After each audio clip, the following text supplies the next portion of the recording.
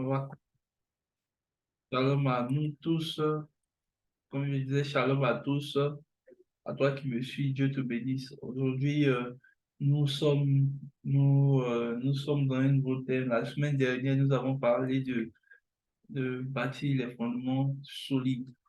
Et aujourd'hui, je ne vais pas trop durer, mais je veux qu'on parle déjà de discipliner ses pensées. Discipliner ses pensées. Discipliner ses pensées. La Bible dit que un homme est tel qu'il pense. Ça veut dire que ce que nous sommes en majeure partie, ou du moins ce que nous sommes en majeure partie, ce que nos pensées ont colmaté, prémédité ou même destiné à l'intérieur de nous. Et donc, vous n'êtes pas en train de faire ce que vous faites s'il n'y a pas une pensée qui accompagne ce que vous faites. Je répète, vous n'êtes pas en train de faire ce que vous faites s'il n'y a pas une pensée qui accompagne ce que vous faites. Et pour ce que vous devez savoir des les pensées viennent déjà du cœur. C'est du cœur que viennent les pensées. Et même les mauvaises pensées viennent du cœur. Mais il y a une chose que l'homme doit comprendre, c'est que les pensées ont souvent tendance à même dévancer. Si je vais dire dévancer même nos actions. La Bible dit ceci, Jésus va dire ceci. Il dit, si un homme a vu une femme et qu'il a convoité à l'intérieur de lui, il a déjà commis l'impudicité. On se dirait qu'il devrait passer à l'acte pour parler d'impudicité, mais la Bible dit, dès qu'il voit, il pense être avec elle, il commet l'impudicité. Ça veut dire quoi? Dans le domaine de l'esprit, dans le domaine physique, la parole est ce qui nous permet de communiquer. Dans le monde spirituel, la pensée est ce qui nous permet de communiquer. Alléluia. Donc, vous allez, ou du moins vous agissez à la vitesse de vos pensées. Amen. Croyez-moi, croyez-moi. Si vous n'arrivez pas, en fait, à canaliser vos pensées, je ne pense pas que le péché soit dans l'acte. Le péché va être plutôt dans la pensée que vous développez, avant même de faire l'acte ou même après l'acte. Alléluia. Jésus dit, si tu vois une femme, tu l'observes, tu la convoites, tu as déjà péché. Alléluia. Ça veut dire quoi? L'impudicité, là, ce n'est pas vraiment même dans l'action, c'est plutôt dans la pensée qui précède l'action. Beaucoup sont victimes de quoi? La pornographie, tout ce que vous voulez comme pensée impure. Mais je crois une chose personnellement dans mon cœur, en tant que prédicateur, c'est que une pensée nourrit forcément une action, forcément. Ce soir, je veux déjà ébaucher deux, je vais ébaucher quelques règles que vous devez avoir pour discipliner les pensées. Alléluia. L'apôtre Paul va donner quelques règles, mais moi, je ne vais pas m'éterniser sur ces règles. Je vais plutôt nous faire comprendre la vigueur que nos pensées ont. Dans Philippiens, l'apôtre Paul va dire que tout ce qui est vrai, et puis après, il dit quoi? On va lire plutôt Philippiens.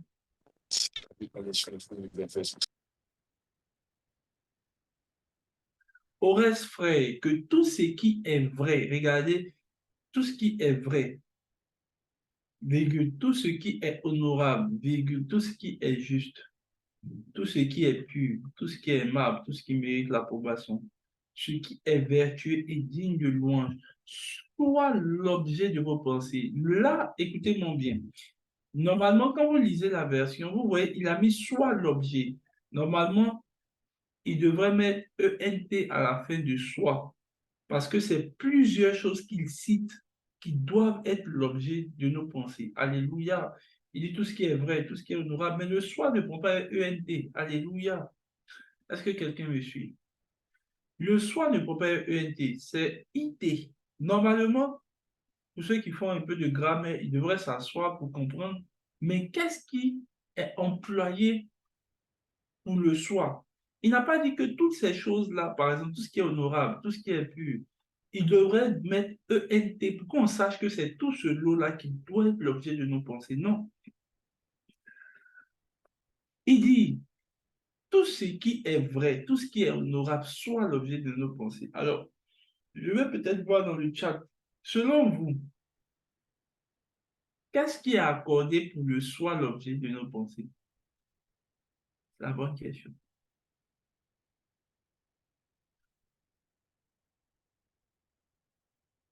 C'est la vérité. C'est tout ce qui est vrai. Tout ce qui est vrai est aussi honorable. Tout ce qui est honorable est aussi digne de louange. Tout ce qui est digne de louange. Bref, ce qu'il est en train de résumer ici, la vérité est ce qui permet de pouvoir, en fait, avoir des pensées honorables et tout ce que vous voulez. Alléluia. Tout ce qui est vrai doit être l'objet de tes pensées. La majorité du temps, le combat avec nos pensées vient avec le mensonge. Le diable vient déjà dans le jardin et la première chose qu'il véhicule à la femme, il lui dit, est-ce que Dieu a vraiment dit? La première chose qui s'introduit dans nos pensées, avant même de développer les mauvaises pensées, c'est d'abord le doute. La plupart des chrétiens que Satan réussit à piéger commencent avec les questions avec lesquelles il les introduit. Écoutez-moi bien. Lorsque le diable va vous faire pécher, il va toujours vous poser des questions pour voir le niveau de discussion que vous entretiendrez avec lui. Et c'est dans ce niveau de discussion en général que commence le combat de vos pensées. Donc le diable va venir te dire, par exemple, est-ce que c'est mauvais, par exemple, de te masturber? Juste essayer de réfléchir à la question introduit directement le combat avec le diable. Alléluia. La plupart du temps, nos combats viennent avec les types de questions. Tu vas juste voir une jeune femme passer. Le diable va introduire une question. Mais elle est jolie, hein? Mais elle là même là, celui qui l'a mariée, il doit être bon, hein? Bref, tu vois, l'introduction aux questions que le diable nous pose introduit directement les mauvaises pensées. C'est pour ça que, en fait, la vérité doit être l'objet de tes pensées pour maintenant être dans tout ce qui est honorable. Hmm. Je viens de voir quelqu'un qui active mon esprit. Je viens de voir le prophète là-dessus. Il active mon esprit. Alléluia. Donc, vous comprenez une chose. L'origine déjà des mauvaises pensées vient avec d'abord le doute que le diable met. Et c'est ça, en fait, le manque de connaissance d'une vérité va forcément créer en le chrétien le doute. Avant que le diable ne t'envoie à pécher, il va toujours t'introduire des petites questions. Mais et si tu étais à la maison actuellement, tu allais faire quoi? Avant même de t'envoyer à penser à où tu ne devrais même pas penser. Avant même de t'envoyer à voler, il va t'expliquer d'abord. Mais est-ce que ce que tu fais dans ce genre de cas, c'est du vol? Vous voyez, et même souvent, vous allez voir que quand il va introduire ce genre de questions dans la vie des chrétiens, lorsqu'il veut te faire boire l'alcool, il t'introduit d'abord la question. Est-ce que l'alcool, en vrai, c'est un péché? Juste essayer de réfléchir à ça, c'est jouer dans son terrain. Je vous ai toujours dit qu'on ne peut pas faire de choix si on n'a pas deux choses. Et c'est quand on a deux choses qu'on doute en général. Lorsque tu as un seul choix, tu n'as aucun doute. Le rôle du diable, c'est d'introduire le deuxième choix qui va en fait te faire maintenant douter. Et il sait bien. Écoutez-moi bien, regardez bien les péchés qui vous fatiguent. Vous allez voir que ça a toujours commencé avec des petites questions avec lesquelles le diable va vous induire en erreur. Avant qu'il va t'envoyer dans la publicité, est-ce qu'avoir un petit copain, c'est mauvais? Et puis, il va maintenant argumenter ce qui va te nourrir à pouvoir y arriver. C'est pour ça qu'un chrétien qui manque de vérité forcément sera troublé dans les pensées. Le manque de vérité que vous avez affecte le type de pensée que vous pourrez avoir. Je vous ai dit ici, le diable ne peut pas, si tu sais et tu es conscient que tu t'appelles Déroli, il est très difficile pour quelqu'un de venir en fait faire douter. Est-ce que tu es sûr que tu es Déroli? Juste même prêter attention, c'est vrai, juste ça, induit en fait le manque de connaissances que j'ai en fait de moi. Alléluia. Lorsque le diable tente Jésus, ce que vous devez comprendre, il utilise la tentation, ce qu'il ne peut pas avoir par la confrontation. Si le diable était si puissant que ça, il vous aurait directement combattu. Mais c'est les pensées qu'il insuffle en vous qui vous font en fait succomber. Maintenant, écoutez-moi bien sur ce point. Lorsque le diable envoie une pensée, ce qu'il cherche, c'est la traduction de l'acte dans les pensées. On dit il est tel qu'il pense. Donc, ce que tu vas faire va affecter tes pensées. Maintenant, il y a en fait plusieurs typologies de choses que l'homme doit en fait comprendre pour en fait canaliser les pensées. La première chose que je vais donner, c'est que la parole, ça c'est la première clé. La parole a la capacité d'affecter vos pensées. Alléluia. De la même manière, tu penses pour parler, de la même manière, tu peux parler pour penser. Est-ce que je parle à quelqu'un?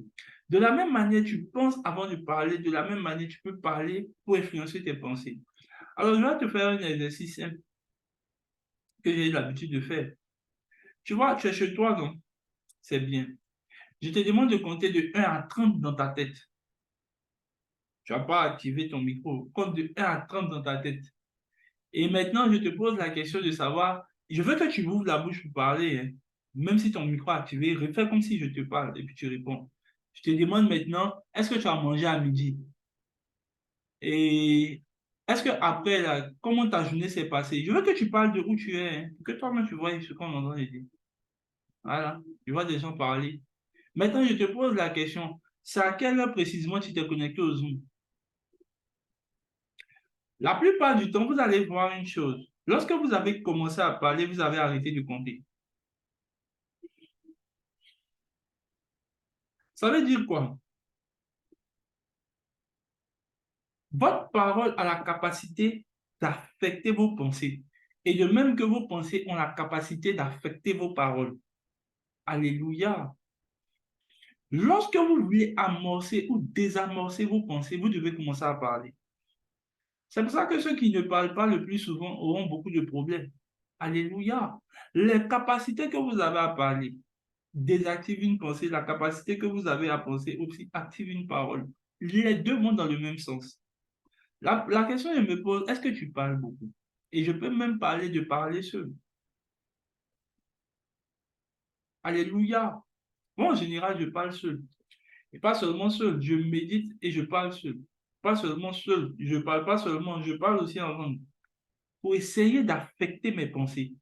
Le problème avec certains chrétiens, lorsqu'ils ont des mauvaises pensées, ils sont assis là en train de maintenant chasser. Oh, Satan, j'enlève les mauvais esprits. C'est pas vrai. Non, non, non, non, non. You must use your tongue. Use your tongue pour affecter ton esprit. Use your tongue to affect your spirit. Tu peux affecter ton esprit avec les paroles. De la même manière que tu penses pour parler, tu peux parler pour penser. Maintenant, le problème avec vous, c'est ça. Vous luttez dans vos pensées, avec vos pensées, ça ne marche pas. Il faut parler. La roste vila manda galavata. Terusta la bredisa hando vilata. Lorsque vous parlez là, vous affectez votre pensée. Maintenant, le problème, c'est ça. You don't speak.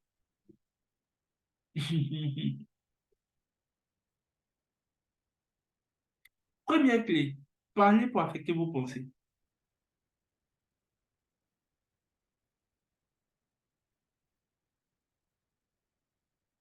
Deuxième clé, c'est ce qu'il appelle la loi des pôles. La loi des pôles stipule en physique que deux objets de la même nature, deux objets de pôles différents s'attirent et deux objets de même pôle se repoussent. Je répète, la loi des pôles en physique stipule que si vous avez une bonne positive, une bonne négative, normalement, il y a création d'énergie. Mais on stipule que si deux pôles sont de même nature, les deux naturellement se reposent. Alors, où je veux en venir? Dans le monde spirituel, la loi aussi des pôles est respectée. Lorsque vous voulez affecter vos pensées mauvaises, n'utilisez pas les bonnes pensées. En général, c'est là que lorsqu'on utilise les bonnes pensées, on se rend compte qu'on a plus de combat intérieur. Quand tu as une mauvaise pensée et tu essaies de mettre une bonne pensée, c'est là que le combat devient beaucoup plus tendu. Il s'est rendu compte de ça. Tu dis non, je pense bien, je pense bien. Au contraire, la lutte devient beaucoup plus intéressante. Pourquoi? La loi des pôles stipule que si tu mets, tu vois, une pile bonne positive, bonne négative, le courant passe. Donc, vos combats deviennent beaucoup plus intenses lorsque vous essayez de mettre des pensées positives. C'est pour ça que les pensées positives ne peuvent pas annuler les mauvaises. Au contraire, elles conduisent même le courant des négatifs qui sera à l'intérieur de vous. Alors, pour que deux pensées se repoussent, il faut utiliser les pensées de même pôle. Une pensée négative pour une pensée négative, une pensée positive pour une pensée positive.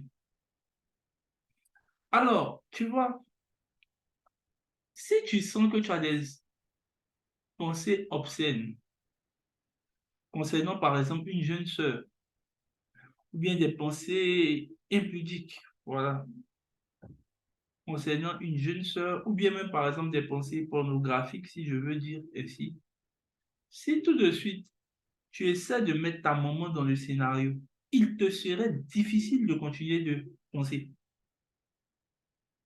Si tu as une sœur, tu penses à des scènes impudiques ou des relations sexuelles qui ne sont pas correctes, si tu essaies d'injecter ton papa dans la scène, il te sera difficile de continuer à penser.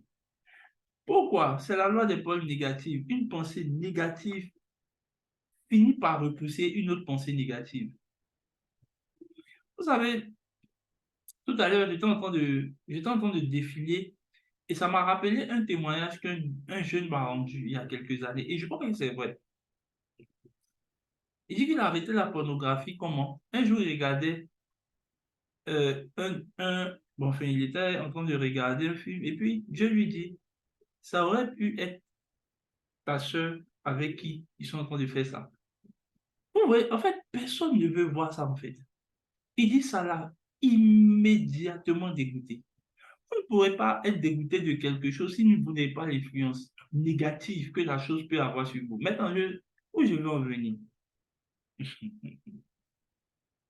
La rouge te baladise la cavida balandosi ataba. Tu sais, pour te faire arrêter le Coca-Cola, c'est pas dur.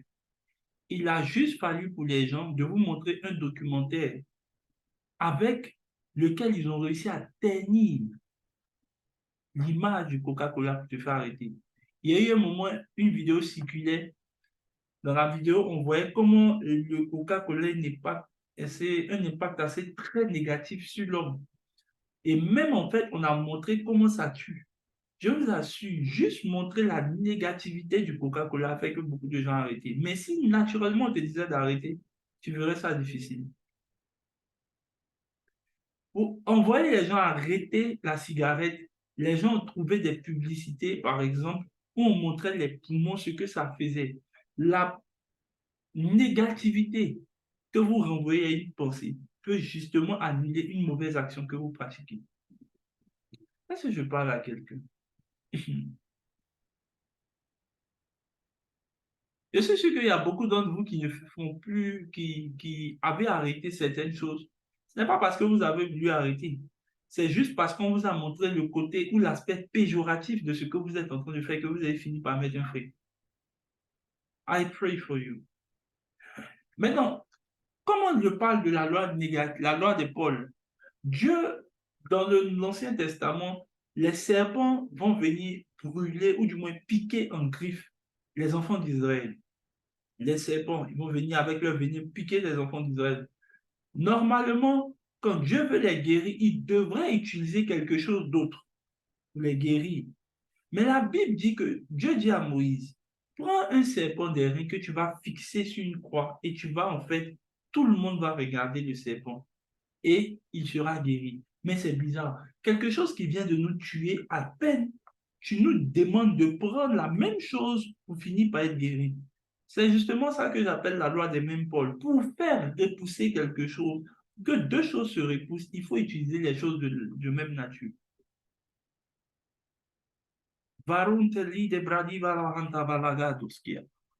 C'est ça, pour te faire prier, j'ai remarqué un temps. Quand ils ont commencé à faire l'apanage ou l'apogée des films où on montrait l'impact ou l'influence de la sorcellerie pendant qu'on dormait la nuit, beaucoup ont commencé à prier bizarrement. Tant que l'homme ne voit pas l'aspect négatif de ce que c'est, ce qu'une chose peut faire en lui ou pour lui, il ne peut pas forcément mesurer la limite qu'il ne peut pas dépasser. Hmm. Plus gens ont commencé à prier. Dès qu'ils ont commencé à montrer l'impact de la sorcellerie pendant la nuit, comment les gens réussissent à se... pendant que nous dormons, ils réussissent à rentrer dans nos rêves et tout ça. Je vous assure, juste cette information a commencé à élever une armée d'intercesseurs. Why? Pourquoi? Le problème avec vous, c'est que vous ne voyez pas l'impact négatif. Et quand vous voyez l'impact négatif d'une chose, vous finissez par en fait vous aligner. Voilà pourquoi je te dis que lorsque tu comprendras que la loi des pôles négatifs, la loi des pôles peut t'aider à canaliser tes pensées, tu verras que tu seras maintenant right. Toutes les fois que tu essaies de penser à une fille là, essaie de penser que la fille peut ressembler aussi à ta maman. Et puis essaie de penser qu'on peut aussi regarder ta maman de cette manière. Évidemment, la pensée là s'annule.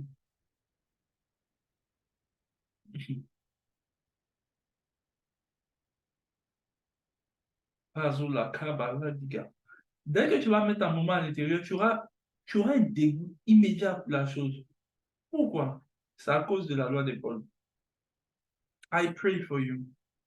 Que Dieu te donne, par la loi des pôles, d'avoir des pensées pures, des pensées de repousser toutes les pensées négatives dans le nom de Jésus.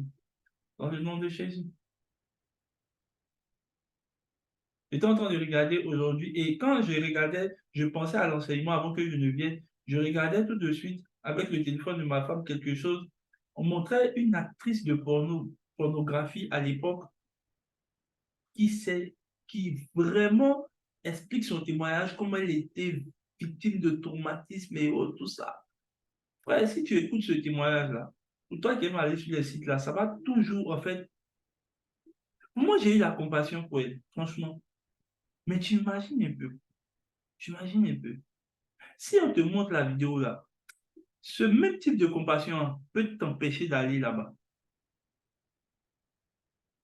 Je t'ai dit tout de suite, pour te faire arrêter juste quelque chose là, hein, il suffit juste qu'on te montre l'aspect péjoratif de la chose pour que ça te conditionne.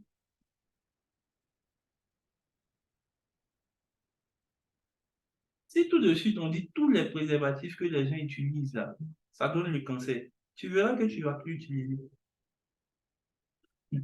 Peut-être ça t'empêchera d'aller. Tu imagines, juste l'aspect péjoratif d'une chose peut te faire arrêter. Alléluia. Deuxième, troisième clé, Paul dit de renverser les forteresses qui s'érigent contre la connaissance de Christ.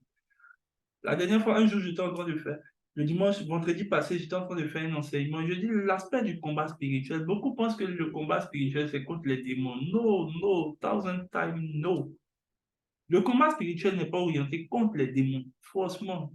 Beaucoup de chrétiens se sont induits en erreur. Alors, il y a deux versets qui nous aident à comprendre. D'abord, Éphésiens, il dit, les armes que nous avons à combattre, c'est pour combattre. Il dit, nous n'utilisons pas les armes charnelles, mais des armes puissantes pour combattre les fortes, comment on appelle, pour combattre quoi? Les princes, les dominations dans les lieux ténèbres et tout ça. Mais il y a un autre texte qui nous aide à comprendre cela. Paul dit, nous qui autrefois étions conduits par nos désirs et nos manières de faire, par le prince de la puissance de l'air, qui en fait nous donnait des pensées qui nous envoyaient à vivre selon le train de ce monde. Alors, et maintenant dans 2 Corinthiens, il va dire ceci, les armes avec lesquelles nous combattons sont puissantes pour la vertu de Dieu pour renverser les forteresses. Alors, beaucoup maintenant vont aller dans ce même sens-là pour aller parler des combats spirituels. Non, le combat spirituel n'est pas un combat avec les démons, c'est un combat avec nos pensées. Maintenant, il y a deux sens. Il y a en fait, lorsqu'il parle d'un Éphésien, il explique ce contre qui nos combats est orienté, mais dans 2 Corinthiens, il t'explique l'influence de ces entités spirituelles sur les hommes. J'explique. Dans Éphésiens, là, il t'explique ceux qui, par exemple, on dit, je crois que c'est dans Colossiens, il dit, Nous qui étions autrefois conduits selon nos désirs par le prince de la puissance de l'air. Donc, les princes de la puissance de l'air, ils sont des entités spirituelles qu'on ne voit pas. On voit dans l'homme ou dans les hommes des types de pensées qui les envoient à agir. Et c'est les types de pensées dont il parle dans 2 Corinthiens où il dit vous devez les renverser parce qu'elles vous poussent à désobéir à Dieu. Le but des mauvaises pensées en vous, c'est de vous envoyer à la désobéissance à Dieu. 2 Corinthiens chapitre 10. Et je vais m'arrêter là. 2 Corinthiens 10, verset 5. 2 Corinthiens 10, verset 4. Il dit, car les armes avec lesquelles nous combattons ne sont pas charnelles, mais elles sont puissantes par la vertu de Dieu pour renverser les forteresses. Nous renversons maintenant les raisonnements et toute hauteur qui s'élève contre la connaissance de Dieu. Donc, le but des mauvaises pensées qui sont traduites ici dans 3 choses, les 3 types de pensées majeures dans le monde spirituel sont 1, les raisonnements, non, 1, les forteresses, 2, les raisonnements et 3, les hauteurs. Il dit maintenant au verset, il dit, nous emmenons toute pensée captive à l'obéissance de Christ. Nous sommes prêts maintenant à punir toute désobéissance lorsque votre obéissance sera complète. Vous ne pourrez punir aucun démon si votre obéissance n'est pas totale. Aucun. Ils auront toujours l'influence sur vous si vous n'arrivez pas à être dans l'obéissance complète. Maintenant, je vous explique 3 choses que vous devez comprendre, 3 types de pensées, les forteresses, les raisonnements et les hauteurs. Je commence par les hauteurs. Les hauteurs sont en fait des formes de pensée qui nous montrent nos limites. Par exemple, les hauteurs sont des pensées en toi qui, en fait, te montrent tes limites. Par exemple, ces mêmes auteurs étaient traduits en Moïse, en Gédéon. Dès que Dieu appelle Moïse, Moïse dit, Dieu dit, je vais t'utiliser pour faire des grandes choses devant Pharaon. Moïse dit, je ne sais pas parler. Donc, je ne pense pas que la manière de ne sais pas parler, là, tu puisses vraiment m'utiliser. Ça, c'est les hauteurs. Par exemple, si tu es un étudiant, les hauteurs sont les formes de pensée qui te disent, les maths, là, ce n'est pas fait pour toi. De toutes les manières, tu as te tuer, tu as roulé, tu n'as pas roulé. Maths, là, tu ne vas pas comprendre. Donc, en fait, les hauteurs sont les formes de pensée qui te disent où sont tes limites. Et en général, les gens pensent que c'est eux-mêmes qui sont en train de parler à l'intérieur d'elles. Et par exemple, dès que tu veux te mettre à bosser une matière, il y a une voix qui te dit, regarde, tu n'es pas fait pour les calculs, ça, il faut laisser tomber, c'est pas... Et tu vas finir par échouer. Parce que le but des auteurs, c'est de te parler de telle manière que tu puisses voir tes limites. Lorsque Dieu va dire à Gédéon, viens, je vais t'utiliser, Gédéon va dire, tu sais que je ne suis pas vraiment un homme riche, je ne vois pas où je peux aider le peuple. Lorsque les auteurs viennent, elles viennent sous forme de limites, elles te montrent directement les limites où tu peux t'arrêter. I pray for someone. Je prie pour quelqu'un. Toute forme de hauteur, à partir d'aujourd'hui, est dissipée dans ton esprit. Les hauteurs vont te dire, par exemple, que tu es pauvre, c'est pour ça que tu ne peux pas faire ça. En fait, elles te montrent les limites. Les raisonnements sont un peu plus différents. Les raisonnements, c'est te dire, donner la raison. Par exemple, tu as giflé quelqu'un, les raisonnements vont venir t'expliquer pourquoi tu as giflé là, c'est bon. Pourtant, tu sais très bien que c'est mauvais. Tu as parlé mal à une personne, les raisonnements vont dire de toutes les manières, tu avais raison. Si tu n'avais pas parlé de cette manière, tu n'allais pas répondre. Les raisonnements sont là toujours pour te donner une forme de raison là où il n'y a pas lieu d'être. Alléluia.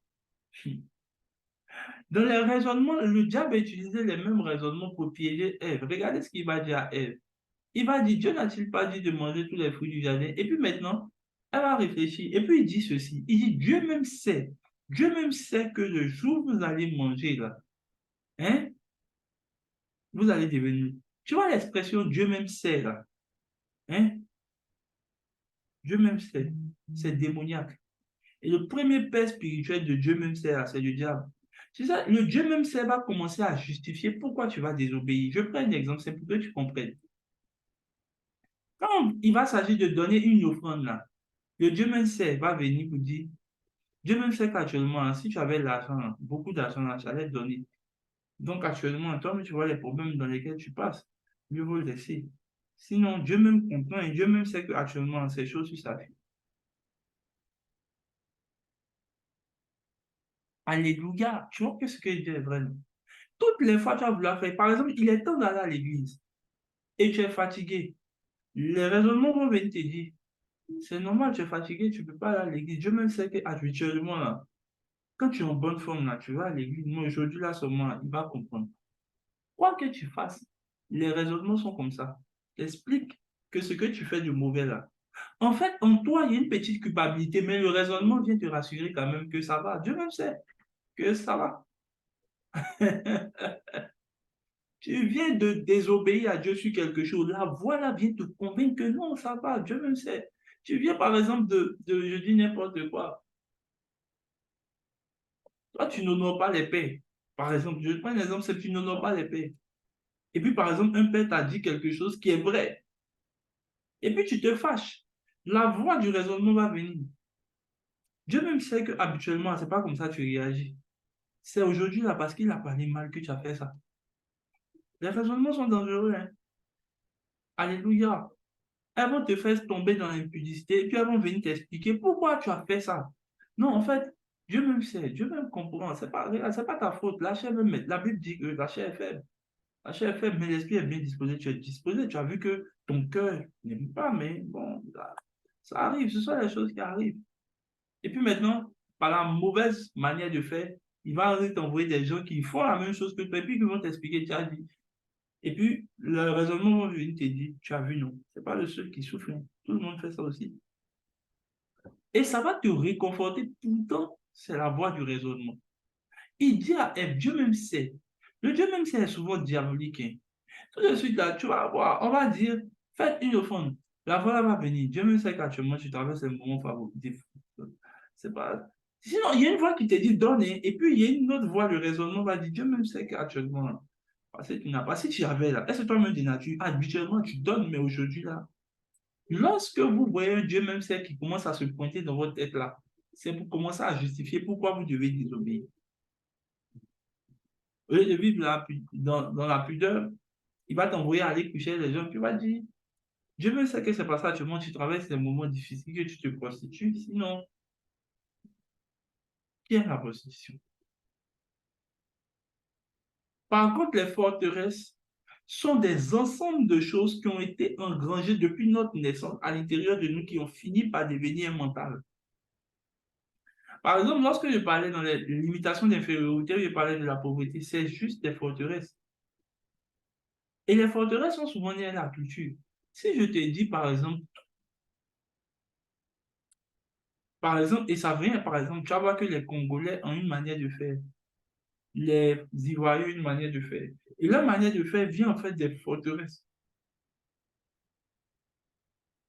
Il y a des gens, par exemple, ils croient que plus ils couchent avec les filles, ce sont des garçons. Ils sont, ouais, tu es un dur, voilà. C'est une forteresse. Tu vas voir qu'il a grandi dans un environnement, on lui a fait croire que ces genres de choses-là sont allouées. Alléluia. Et les forteresses souvent viennent avec l'éducation. Ça vient beaucoup de panoplies de choses qui sont engrangées et qui finissent par te définir. Lorsque tu vas aller acheter un habit cher, il y a une voix à l'intérieur qui te dit, mais tu vas aller prendre un habit là. Toi, tu oublies ton passé, hein, tu ne sais pas d'où tu viens, laisse l'habit là. Quand toi, tu te regardes là, tu ressembles à habit ça là. Même habit là, on peut avoir ça quelque part là-bas, c'est pas. Écoutez, les pensées ont la connotation. Tu as l'impression que tu es neutre. Oh, c'est une pensée. Si tu vois une chaussure de 50 000 ou bien peut-être en euros de 200 euros, tu as dit, mais la chaussure là, c'est pour aller au ciel. Pourquoi ce genre de pensée? Parce que simplement, là, c'est les forteresses. Les forteresses, en fait, ne t'aident pas, en fait, à pouvoir aller de l'avant. I pray for you. Que toutes ces formes de pensée soient dissipées à l'intérieur de toi. Paul dit, on les renverse. Comment on les renverse? Comment on les renverse? Comment on les renverse? Deux choses pour les renverser. Un, en t'alimentant par la parole de Dieu. Je répète, on renverse les forteresses en alimentant nos pensées à la connaissance de la parole de Dieu. Je suis fatigué de voir les chrétiens qui n'aiment pas écouter les enseignements, qui n'aiment pas s'exposer à la parole de Dieu. Lorsqu'on a des problèmes là, on vient s'asseoir devant des écritures. Si c'est bizarre là, tu remets des enseignements. Tu dors avec ça. Tout de suite avant de me lever, j'ai mis un enseignement et j'étais en train de dormir. Mais je sentais que mon esprit voyageait avec l'enseignement. Si vous sentez que c'est compliqué, mettez par exemple des cantiques. Par exemple, je vous donne un secret que David va dire. Est-ce que je peux parler? La tour, c'est la dit, la montagne, la dit, la dit. Les jours, tabala, dit, gala, harona. Somme 77, verset 7. Il dit, je pense à mes cantiques. Pendant la nuit, je fais des réflexions dedans de mon cœur et mon esprit médite. Ah, je pense à mes cantiques. You must sing in your spirit. Tu dois chanter dans ton esprit. Tu dois penser à des cantiques dans ton esprit. Écoutez-moi bien. Lorsque vous voyez ce genre de pensée arriver là, commencez à penser. Commencez à rentrer en esprit et commencez à chanter des cantiques. Hmm. Mettez des cantiques d'adoration. Worshipez avec, streamez avec ça. Vous allez vous asseoir. Donc, comment on renverse les forteresses? Par la parole de Dieu. Et comment la parole de Dieu, vous devez utiliser, un, les enseignements, la Bible même elle-même, deux, les enseignements pour vous nourrir, feed your spirit. Et trois, la deuxième chose que vous pouvez utiliser, les cantiques. Vous devez les utiliser. Écoutez-moi bien, les pensées que vous avez ne se substituent pas par autre chose. C'est la parole de Dieu. Elle est puissante pour assujettir, pour ouvrir toute chose à l'obéissance. Utilisez la parole de Dieu. Deuxième chose pour renverser les raisonnements, I see the prophet. I feel in my spirit. La deuxième chose que vous pourrez faire, c'est de pouvoir, deuxième chose, c'est de pouvoir maintenant conditionner votre esprit. Comment conditionner son esprit? En vous occupant. Vous finissez par être préoccupé par ce à quoi vous êtes occupé. Je répète, vous finissez par vos pensées à être assaillis par ce à quoi vous pensez. Alors, c'est ce qui vous occupe qui vous envoie à penser. Si tout de suite tu fais un examen, ou tes examens arrivent dans 2 jours, tu verras que la pensée va commencer à te préoccuper. Donc, c'est ce qui t'occupe qui habite aussi dans tes pensées. La rouge TV, non. Tu vois, le problème avec les chrétiens, ils sont de moins en moins occupés, prophète. Ils ne sont pas occupés. Ils n'ont rien à faire. Un chrétien qui n'a rien à faire, que tu veux ou pas, Satan vient collaborer avec toi. La plupart de tous ceux qui l'ont fait pécher dans la Bible n'avaient rien à faire. C'est même pas quel esprit a pris Ève, elle était sûrement assise en bas de l'arbre. Elle dit, elle est en train de s'y reposer. Satan aime collaborer avec ceux qui ne sont pas occupés. Crois-moi, tu peux être impudique comme tu veux dans tes pensées. Si on dépose un sujet d'examen, aucune pensée ne viendra, aucune. C'est ce qui vous occupe qui finit par habiter vos pensées. Mais le problème avec certains, écoutez-moi bien, quand je suis matin, je me suis réveillé, il y avait beaucoup de travail à faire. Déjà même avant d'arriver au travail, même là, toutes les choses là sont dans ma tête. Quand je suis redescendu là, j'étais en train de réfléchir, et je vais prêcher à quoi le soir là, je vais dire quoi? Et vraiment, Seigneur, inspire-moi, et vraiment, vraiment, vraiment. Je vous assure, même quand je dormais, même, je voyais, j'étais en train de réfléchir encore comment mes pensées.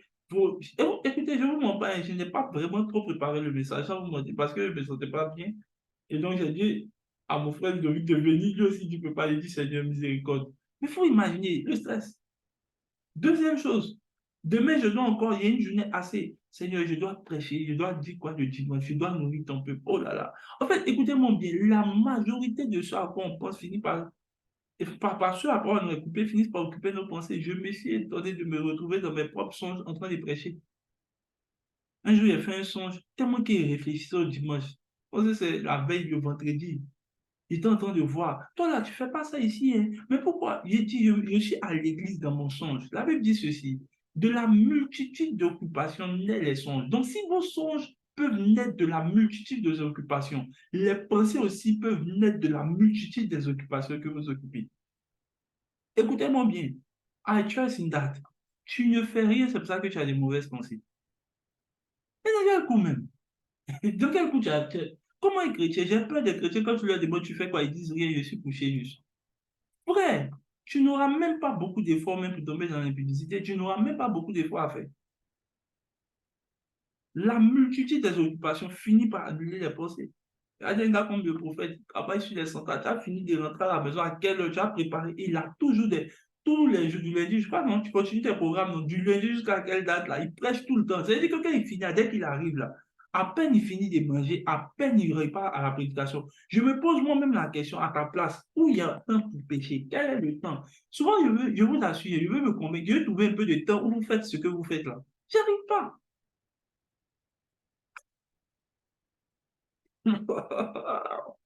Leirus talidam radiga la pastuvia. Je vous assure, je veux me convaincre. Souvent, je vous assure, hein, aidez-moi, priez pour moi que je pêche aussi. Je veux trouver une plateforme comme ça, priez pour moi. Je veux trouver un peu de temps. Tu vois là, tu vois le temps que toi tu as pour aller regarder film, pour aller regarder. Je veux vraiment trouver ça. Je vous assure, si vous avez, Seigneur, accorde-moi miséricorde, donne-moi un peu de grâce pour que je pêche un peu comme les gens. Vous avez du temps, hein. Frère, quand je suis, la seule chose, quand souvent je prie, là, je dis, Seigneur, aide-moi à dormir, c'est tout. Frère, je peux te détailler ma journée. Regardez par exemple, pour ceux qui m'ont suivi la semaine passée, jeudi, j'ai veillé. J'étais en train de travailler sur un livre. Le vendredi, on a fait une veillée à l'église. Quand on a fini la veillée à l'église à 5 heures, je suis allé à Yamsoko. J'ai prêché dans deux coins, dans deux églises. Quand j'ai fini, je suis rentré à 21 h et 22 h. J'ai échangé avec les gens jusqu'à 2 heures du matin. À peine j'ai fermé les yeux, à peine les 5 heures, j'ai pris un car pour revenir à Abidjan. J'ai fait 3 cultes. Je suis allé dans une église, j'ai fini. En fait, bon, toi-même, il faut regarder dans mon agenda où est le temps on a pour venir s'asseoir pour penser même à des mauvaises choses. Il n'y a pas. Et la majorité, la faiblesse des chrétiens, c'est de se dire qu'ils veulent se reposer. Tu vas te reposer pendant que tu pêches. Oui. La multitude des occupations naissent des songes. Donc, de la multitude des occupations, venez des pensées. Écoutez, il y a des songes que je fais. Écoutez, quand je dors là, j'ai l'impression que je continue avec mes problèmes. Oui. Oh, c'est vrai, il y a depuis mes songes là, c'est église seulement. Il me voit dans une église, je suis en train de dire, mais pourquoi? Il me réveille. Actuellement, on est en train de travailler sur comment faire sortir mes livres. Là, il t'assure, il me voit dans les imprimeries. Il dit, c'est Dieu. Tant que ça quitte pas sur ma tête, là, ça passe sortir de mes songes. Frère, ce qui vous affecte là, c'est que vous n'êtes pas occupé. Vous êtes trop passif. On dit, viens servir Dieu. Non, il n'y a pas le temps. Mais tu as le temps pour pécher. Mais c'est que ton travail n'est pas aussi occupant. Une occupation que vous avez fini par assaillir vos pensées.